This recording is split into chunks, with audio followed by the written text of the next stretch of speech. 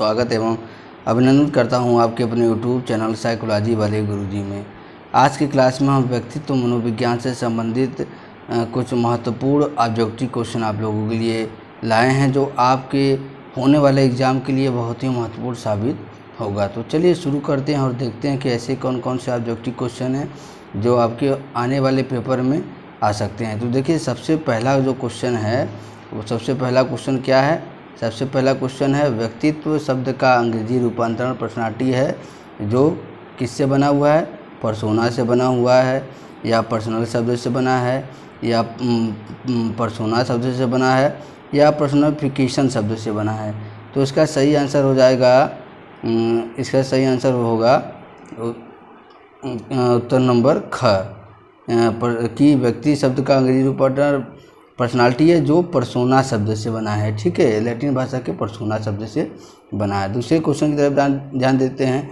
G.W. Allport द्वारा प्रतिपादित व्यक्ति की परिभाषा में व्यक्तित्व के बाहरी गुणों पर बल डाला गया है, या भीतरी गुणों पर बल डाला गया है, या दोनों तरह के गुणों पर अधिक बल डाला गया है, या संगठनात्मक गुणों पर अधिक बल डाला गया है।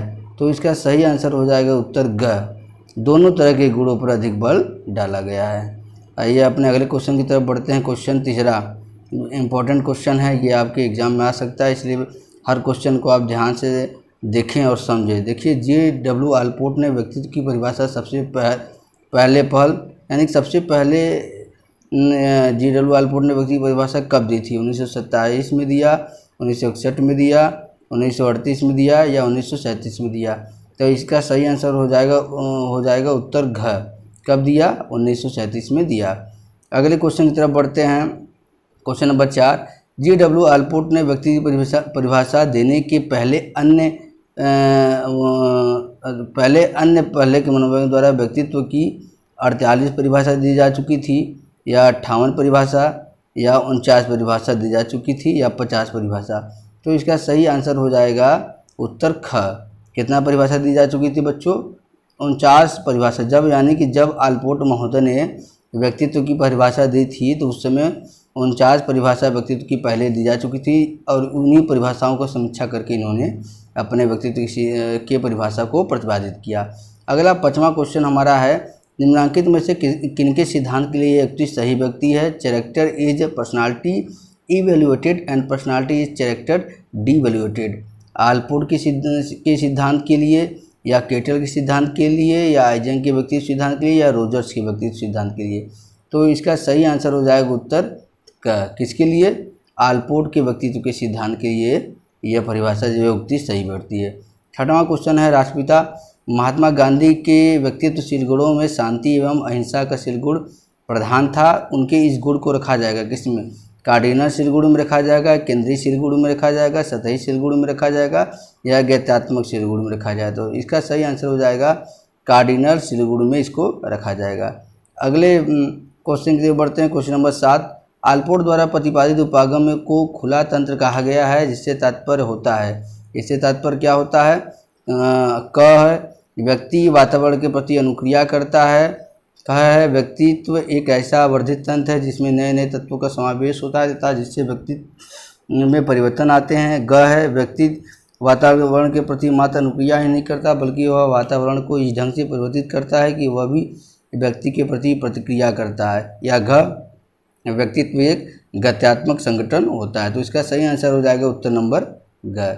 क्या है? व्यक्ति वातावरण के प्रति मात्र अनुक्रिया नहीं करता, बल्कि वह वातावरण को इस ढंग से परिवर्तित करता है कि वह भी व्यक्ति के प्रति अनुक्रिया करेगा। अगले क्वेश्चन की तरफ बढ़ते हैं। क्वेश्चन नंबर 8, आलपोर्ट के अनुसार व्यक्तित्व की संरचना की मूल इकाई क्या है? क व्यक्तिशील गुण है, ख प्रोप्रियम है, ग कार्यात्मक स्वायत्तता है, या घ मूल प्रवृत्ति है? तो इसका सही आंसर हो जाएगा क व्यक्तित्वशील गुण। ठीक है, 9वां क्वेश्चन देख लेते हैं। आलपोर्ट के अनुसार व्यक्तित्व को सही ढंग से समझने के लिए निम्नलिखित में किसका महत्व सबसे कम है? कार्डिनल शील गुण का, केंद्रीय शील गुण का, प्रोप्रियम का, या गौड़ शील गुण का? तो इसका सही आंसर हो जाएगा घ। इसका है गौड़ शील गुण का। 10वां क्वेश्चन है, भोजन करने की आदत एवं शैली को रखा जाता है केंद्रीय शील गुण में, कार्डिनल शील गुण में, या मूल प्रवृत्ति में, या इनमें से कोई नहीं? तो इसका सही आंसर हो जाएगा इनमें से कोई नहीं। ठीक है, 11वां क्वेश्चन की तरफ बढ़ते हैं। 11वां क्वेश्चन है G.W. आलपोर्ट की परिभाषा में व्यक्तित्व को मनोशारीरिक तंत्र का पहला ऑप्शन है टिकाऊ संगठन माना गया है, दूसरा है गत्यात्मक संगठन माना गया है, तीसरा स्थायी संगठन माना गया है, चौथा सापेक्ष रूप से स्थायी संगठन माना गया है।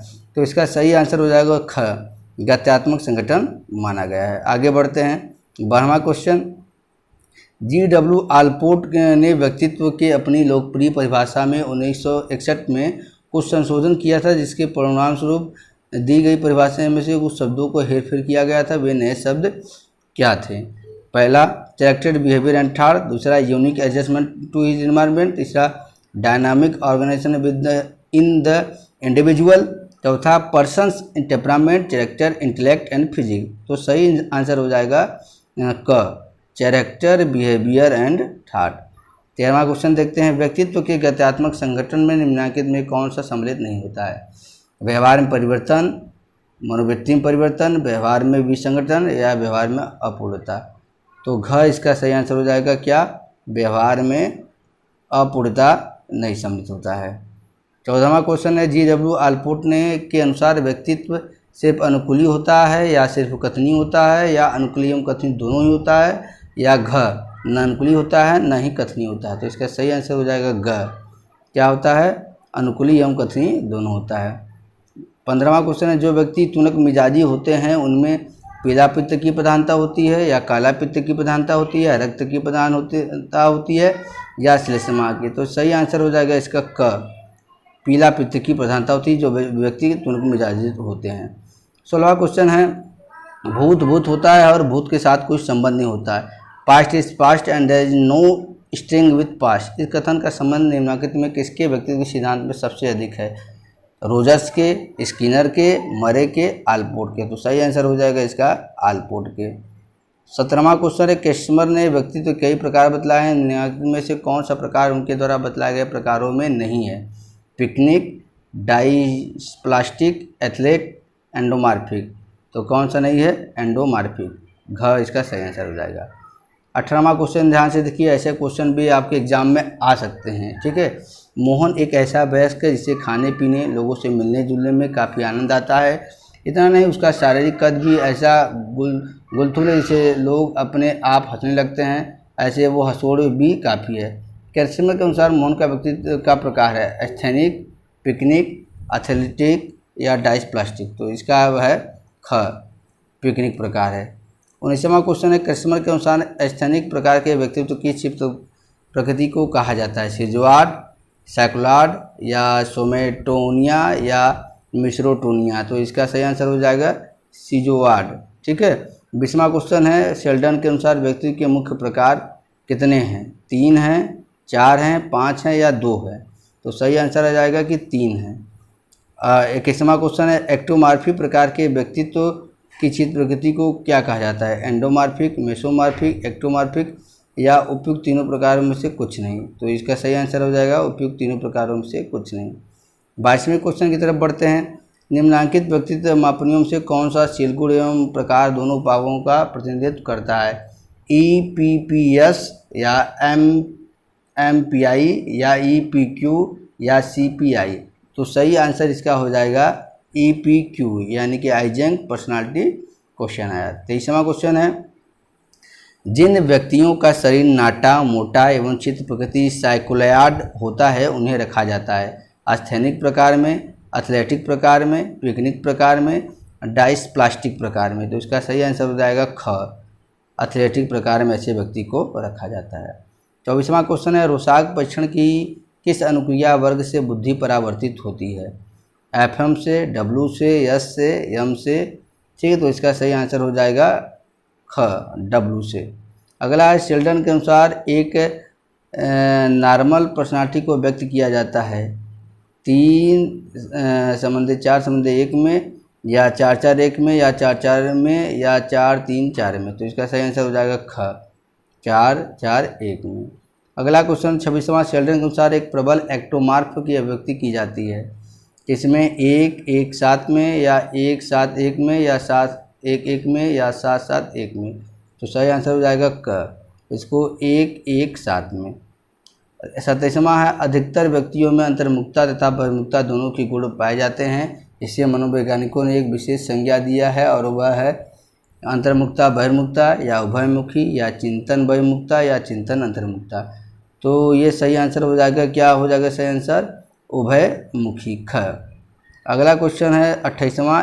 ASJ आइजेंक ने व्यक्तित्व के कई बीमा बतलाए हैं, जिसमें एक बीमा ऐसा है जिसका एक ध्रुव मनोविक्षिप्त का है। इस बीमा के दूसरे ध्रुव को क्या कहा जाता है? स्थिरता कहा जाता है, पराहम कार्य कहा जाता है, सामाजिकता कहा जाता है या स्नायु विकृति कहा जाता है। तो सही आंसर हो जाएगा ख, पराहम कार्य से कहा जाता है। 29वें क्वेश्चन की तरफ बढ़ते हैं। ASJ आइजेंक के अनुसार स्नायु विकृति के दूसरे ध्रुव का नाम है अंतर्मुखता नाम है या बहिर्मुखता या मनोविकृति या स्थिरता। तो इसका नाम है स्थिरता। अगला ASJ आइजेंक एक क्या थे? अमेरिकन मनोवैज्ञानिक, ब्रिटिश मनोवैज्ञानिक, रूसी मनोवैज्ञानिक या जापानी। तो सही आंसर हो जाएगा ख। जो ASJ आइजेंक थे वो क्या है? ब्रिटिश मनोवैज्ञानिक थे। 31वें क्वेश्चन की तरफ बढ़ते हैं। व्यक्तित्व के सिलगुण सिद्धांत किसके कार्य की व्याख्या करता है? पर्यावरण के या प्रौढ़ एवं आवेग के या स्थायी बलों के या सामाजिक नियमों एवं नियामकों के। तो सही आंसर हो जाएगा अस्थायी बलों के। अगला है GW आलपोर्ट की जीवन अवधि है क्या है? 1897 से 1957 या 1897 से 1967 या 1900 से 1967 या 1904 से 1997। तो सही आंसर हो जाएगा 1897 से 1967। 23वां क्वेश्चन है GW आलपोर्ट द्वारा प्रतिपादित व्यक्ति के सिद्धांत को क्या कहा जाता है? प्रकार सिद्धांत, सिलगुण सिद्धांत, सामाजिक सीखना सिद्धांत, व्यवहारात्मक सीखना सिद्धांत। सही आंसर हो जाएगा ख, सिलगुण सिद्धांत कहा जाता है। अगला क्वेश्चन है 34वां। आलपोर्ट ने व्यक्तित्व के विभिन्न सिलगुणों, मनोवृत्तियों, मूल्यों, अभिप्रेरणाओं एवं अनुभूतियों को संगठित करने वाले एक बल की पहचान अपने सिद्धांत में किया है। इस संप्रत्यय का नाम क्या है? कार्यात्मक स्वस्थता नाम है, प्रोपियम नाम है, सामान्य सिलगुण नाम है या व्यक्ति सिलगुण नाम है। तो सही आंसर हो जाएगा प्रोपियम। ठीक है। अगला है नियमान्वेषी सिलगुण क्या है? वैसे सिलगुण कहा जाता है जिससे एक संस्कृति के सभी या अधिकतर व्यक्तियों की तुलना आपस में की जा सकती है। तो इसका सही आंसर ये हो जाएगा कि वैसे सिलगुण कहा जाता है जिससे एक संस्कृति के सभी या अधिकतर व्यक्तियों की तुलना की जा सकती है। 36वां है। आलपोर्ट द्वारा प्रतिपादित व्यक्ति सिद्धांत के निम्नलिखित में से किस उपागम पर बल डाला गया है? तो किस उपागम पे? भावमूलक उपागम पे बल डाला गया है। 37वां है। आलपोर्ट के अनुसार प्रोपियम के विकास के कितनी अवस्थाएं हैं? तो इसके प्रोपियम विकास के 7 अवस्थाएं हैं। ठीक है। 38वां क्वेश्चन है। आलपोर्ट के कार्यात्मक स्वच्छता का सबसे अधिक विरोध किया गया। तो सबसे अधिक विरोध किया गया सिगमंड फ्रॉइड के द्वारा। ठीक है।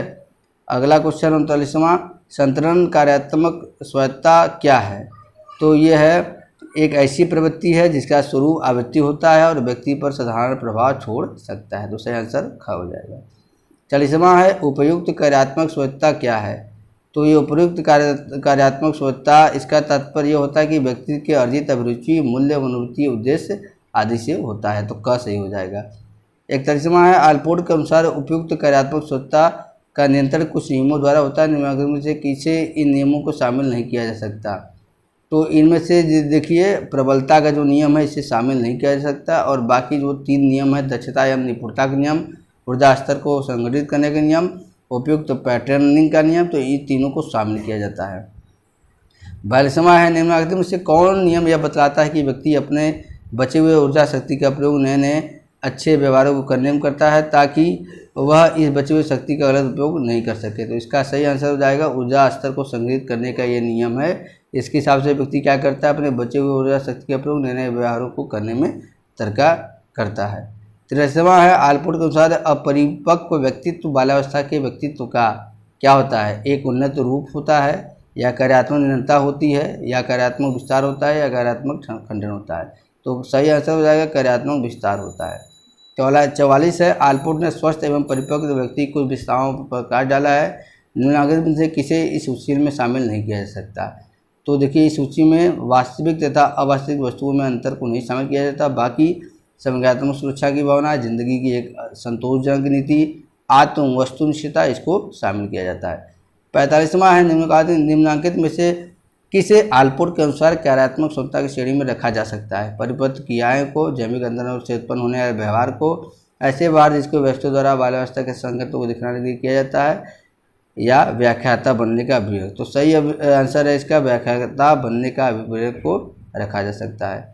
46वां है, आलपोर्ट ने अपने व्यक्ति सिद्धांत में फ्रायर द्वारा प्रतिपादित पद अहम के तुल्य एक विशेष पद का निर्माण किया जिसे कहा जाता है प्रोपियम कहा जाता है। याद रखिए का आंसर हो जाएगा सही। किसने कहा है as the individual matures the bond with the past is broken. तो ये कहने वाले हैं आलपोर्ट महोदय। 48वां, आलपोर्ट ने व्यक्तित्व के मापन एवं शोध के लिए करीब 11 विधियों का प्रतिपादन किया। इसे उस सूची में नहीं लिखा जा सकता। चरित्र विश्लेषण को, अंतर्वक्तु विश्लेषण को, परीक्षण एवं मापनी को या प्रक्षेपी प्रसिद्धि को। तो इसमें क्या है अंतर विश्लेषण को नहीं रखा जाता, बाकी क्या है रखा जाता है। 49 है, व्यक्तित्व शोध के क्षेत्र में आलपोर्ट ने जिस उपागम को पसंद किया उसे कहा जाता है, तो उसे भावमूलक उपागम किया जाता है। 50 और लास्ट क्वेश्चन है आज का, भावमूलक उपागम किसे कहा जाता है। तो भावमूलक उपागम इसमें क्या होता है, प्रत्येक व्यक्ति के बारे में अलग से अध्ययन करके व्यक्तित्व को समझने की कोशिश की जाती है, इसी को भावमूलक उपागम कहा जाता है। तो आज के इस सीरीज में हमने व्यक्तित्व मनोविज्ञान से संबंधित 50 महत्वपूर्ण MCQ यानी कि ऑब्जेक्टिव टाइप क्वेश्चन को हमने लिया, जो आपके जो पेपर PG वाले बच्चों को होने वाला है उसके लिए बहुत ही फायदेमंद साबित होगा। यह इस सीरीज़ का पहला पार्ट है। आगे भी जो है कि कई पार्ट आएंगे और उसके बाद जो आपके 4 पेपर है, चारों पेपर का भी पार्ट आएगा। इसलिए यदि अगर आप चैनल पे नए हो तो चैनल को सब्सक्राइब करके बेल आइकन को प्रेस कर दीजिएगा, जिससे जब भी मैं वीडियो डालूँ तो आपको नोटिफिकेशन पहले मिल जाए। तो चलिए आज की क्लास में इतना ही, मिलते हैं हम अपने अगली क्लास में। तब तक के लिए आप सभी का बहुत बहुत धन्यवाद।